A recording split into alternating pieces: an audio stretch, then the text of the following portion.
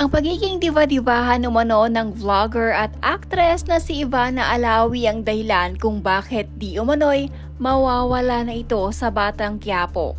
Base ito sa nilabas na article ng Bandera sa panulat ni Reggie Bonoan. Posibleng matagal nga si Ivana dahil sa pagdidiva-divahan umano nito sa set ng Batang Quiapo. Sa bagong labas naman na vlog ni Mama Oji, sinabi nitong nakarating umano sa kanya na may pelikulang gagawin si Ivana at gusto din daw i-priority ni Ivana ang kanyang vlogging career. Tila hindi din umano maayos ang estado ni Ivana Alawi sa bagong karakter na ipapasok sa Batang Quiapo na si Kim Domingo. Isa din ito ang tinitingnan dahilan kaya mawawala si Ivana Alawi sa cast. May nakarating din umano kay Mama Oji na di umano'y nakipag-usap si Ivana sa management para ipaalam na hindi niya gustong makatrabaho si Kim Domingo.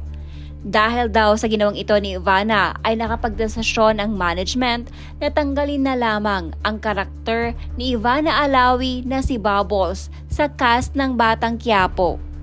Si Bubbles naman, ang dinig ko, sa may ay may gagawin yatang pelikula.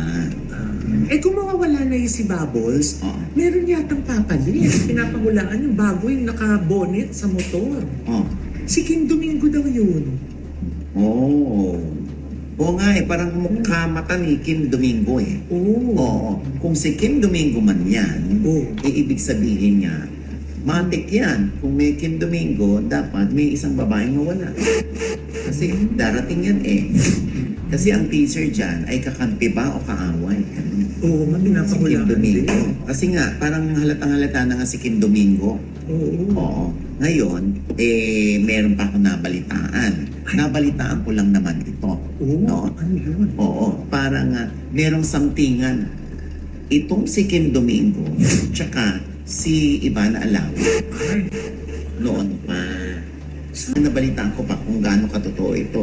Tanong na rin natin dito.